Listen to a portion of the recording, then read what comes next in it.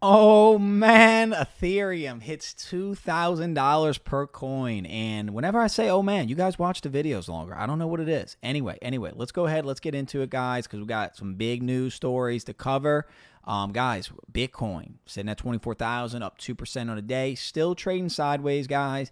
And this is kind of the range we thought we would be in. You know, we know it's going to be a bumpy ride, and I expect we'll probably still trade in this range for the next couple months or so. But Ethereum hitting $2,000, guys, up 5% on the day. And if you're wondering why, this is pretty much it, guys. Vitalik Buterin affirms ETH merger on September 15th. That's right, guys. This is probably going to be one of the more historic events in crypto history. Nothing like this has ever been done. I mean, guys, basically Ethereum 2.0, I'm going to do a whole video breaking down what ETH 2.0 is, but just think of it right now like it's a beacon chain. It's its own entity running parallel to Ethereum. They want to merge Ethereum 1 into Ethereum 2, so you won't have to do anything. You know, your regular ETH will automatically be ETH 2.0, but guys, it's going to be 98% more energy efficient. It's, the fees are going to be like 2 cents. I mean, this is solving all of Ethereum's scalability solutions. So guys, I'm hoping by next month, we'll see this continuous, constant, positive price action, but understand, this is not financial advice. If for whatever reason this merge does not go successfully, it will crash the price of Ethereum to who knows what level. And even if the merge is successful, yes, they will be, we'll make Ethereum semi-deflationary. It's going to burn off a bunch of the tokens. However, that I would not be surprised to see that kind of get baked into the price.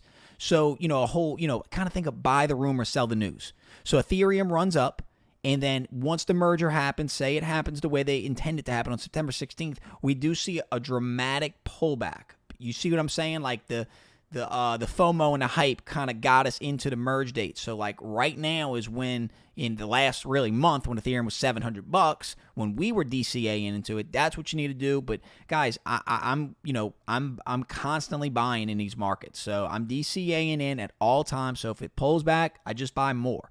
Anyway, so super excited about that, guys. I will do an entire video breaking down all the details of the Ethereum merge. But I want to talk to y'all about this tweet, guys. And I think, one thing I'm trying to stress on this channel is why I do what I do. Obviously, guys, I want that YouTube money. Not going to lie to you. I do like the YouTube money. But the real reason I do what I do is, guys, check out this latest United Nations report. Found that digital currency ownership is higher in emerging economies. So what we see is the countries haven't adopted, like Ukraine and Russia. Obviously, Ukraine because of the war with Russia, and Russia's haven't adopted because of the sanctions. But the next country I want to talk about, guys, because this is going to, and I want to paint a very clear picture to you about what is happening in this country right now. Venezuela is the third country. And if you're wondering why Venezuela is adopting this technology at such a rapid pace, here is why, guys. I want to show you the inflation rate of Venezuela from 1985 to 2023. Guys, look at how their inflation skyrocketed, 65,000%. And if you want to know why, well, here it is. Venezuela's inflation spiked after the Maduro election. So as we can see, when Hugo Chavez was elected, the inflation rates, and then when Maduro was elected, look how much their inflation. This is what's called hyperinflation. Now, I'm not saying that we will ever see hyperinflation in the United States. I don't think we will. But do you see that the citizens are realizing that their monetary system is not sustainable? And that the central governments are printing too much money, and they are the ones actually causing the inflation. I understand that Jerome Powell, the Fed, President Biden, I understand that they say that they blame everything else.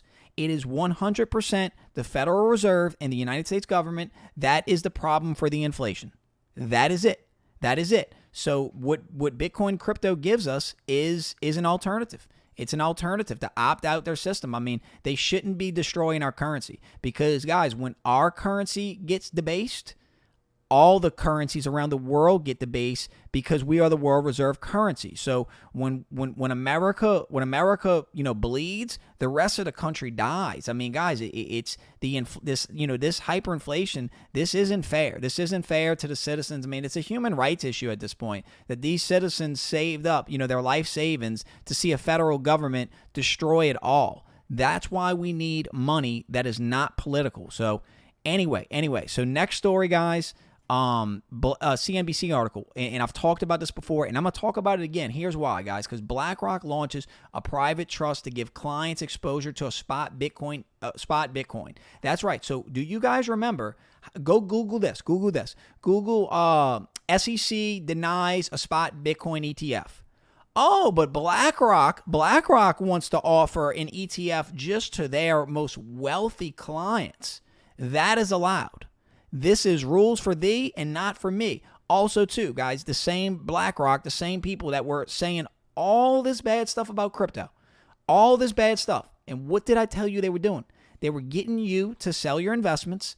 They were getting you to sell your investments so that their clients could have access at Bitcoin at a lower cost basis. That's exactly what is happening, guys. Now, if you look in the article, guys, look at this quote. This just brightens my day.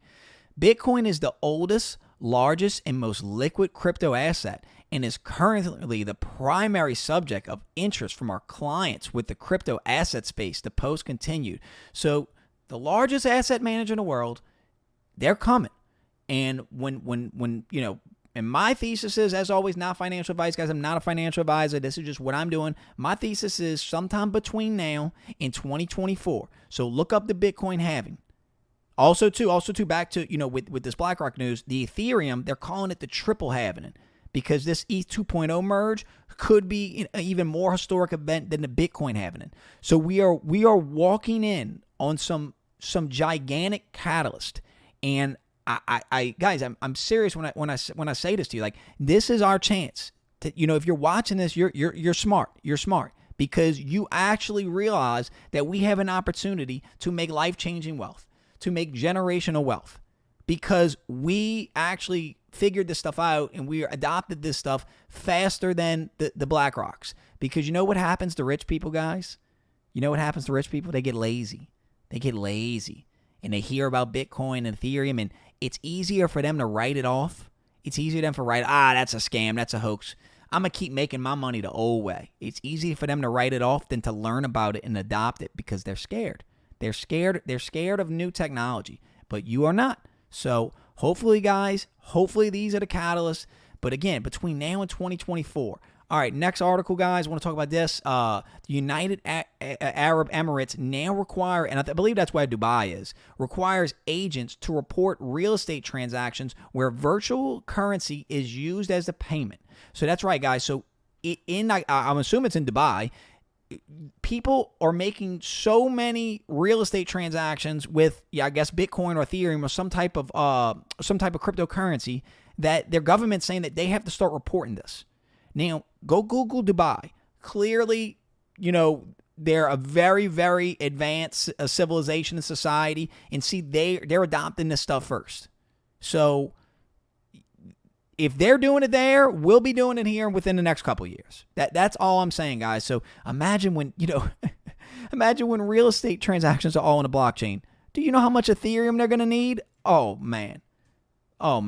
Definitely, guys, make sure you like, comment, subscribe, because you're not going to want to miss my breakdown of Ethereum 2.0 merge. I'm going to talk about why that's so important. Another reason why it's important, guys, because Paris Hilton partners with the Sandbox as part of a multi-metaverse strategy. We talked about this too, guys, but guys, if you own virtual real estate on Ethereum blockchain and Ethereum, can you imagine if Ethereum goes to 10,000 a coin? Ethereum goes, some analysts, Kathy Woods is saying Ethereum at 150,000 per coin. Kathy Woods, CEO of ARK Invest, one of the most respected hedge funds on all Wall Street, saying Ethereum is going to go to 150,000 per coin. I want you to think about how much your virtual real estate is going to be. I'm not saying that Sandbox is going to be the one to make it. Sandbox could go to zero. But you know what? My bet is that it ain't going to zero, because I think I'll have done sold and taken some profits because I'm going to buy a couple more parcels. Anyway, y'all. One more story, And I'll do some more content on Sandbox, guys, because I think we're going to make a lot of money in that one. And this is just a funny story, guys. Bloomberg, Pharma Bro, Martin Shkreli's crypto token plunges after a massive sale. Yeah, it's one of the most hated dudes in the world. And apparently he did a rug pull on a token. Why would you ever buy a token from that guy? Anyway, it's people like that that give crypto a bad name. Anyway, y'all, I'm Classic Kev. Dude, thank you so much if you made it to the end of this video, guys. I'm really excited about these markets. And, just drop me a 100 emoji, guys, because and I really think that we're getting close. We're getting close. We're seeing Polygon Matic go up. We're seeing Solana. We're seeing Ethereum surge. I think that maybe, hopefully, the worst is behind us. Anyway, y'all, I'm Classic Kev. I'm out. Peace.